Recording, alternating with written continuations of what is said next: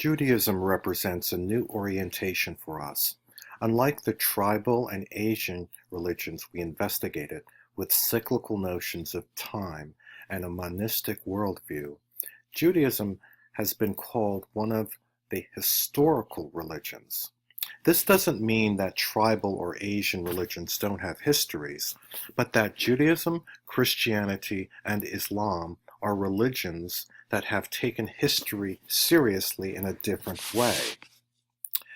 Take some time and watch the segment on Canvas called The Ten Commandments Burning Bush Scene. What you watched in this clip is an example of what is called a theophany. A theophany is the manifestation of God in history. This is a significant reason for monotheistic religions being also called historical religions. God created the world and said it was good. Periodically, God breaks into history through miracles or to connect with individuals or groups. This helps us to understand why history takes on a certain significance. To utilize archetypes and sensory criticism, we notice a number of things. First, Moses goes up Mount Sinai, or Oreb. Mountains are classic examples of axis mundi, world centers which serve as points of communication between different realms. He is told to remove his sandals because he is in the presence of God, and the land surrounding God is sacred.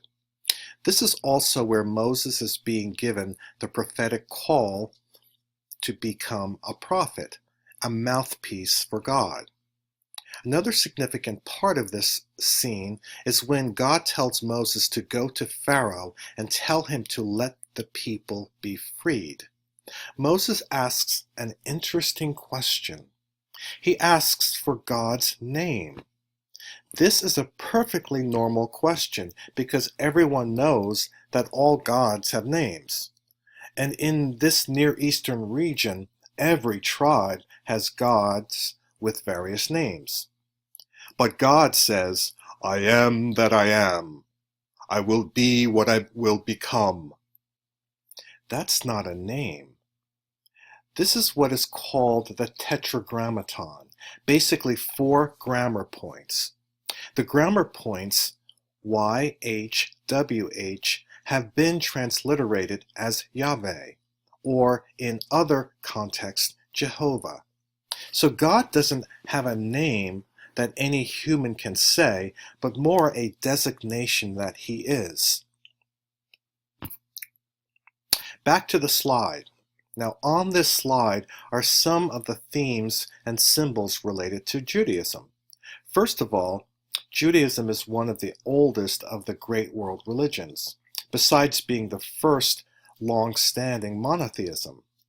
Some of the symbols for Judaism on this slide include the following. Some of you might recognize the Magen David, or Star of David, the most common symbol for Judaism. Also is the menorah, or Hanukkah, a Torah scroll, and a rabbi. The title for this slide and a root metaphor for Judaism is monotheistic striving. The ideal of one God didn't just happen. It was a belief that took centuries to become fully accepted. When investigating the Jewish tradition, I will be narrating a sacred history. What is the difference between sacred history and history, your favorite course in high school? Well, history is the narrative of past events and people utilizing available source materials. Sacred history also describes past events, but many of the occurrences and people cannot be necessarily proven to have happened or have existed with evidence.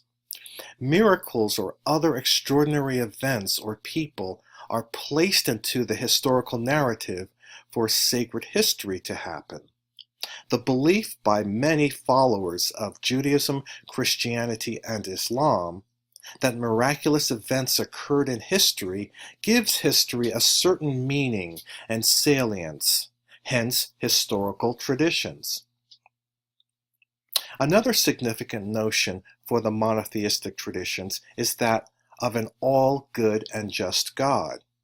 The relationship between God and humankind is a meaningful partnership, not a mere capricious and fatalistic relationship that would be found with the gods of, say, Mount Olympus in the Greco-Roman state religion. This does provide for a different devotional orientation. History is supposed to have an overarching meaning, a teleology, a linear direction. This can be contrasted with a cyclical system like Hinduism. You might recall that the fact that we are in the Kali Yuga, in which things get worse and worse before improvement in the next cycle.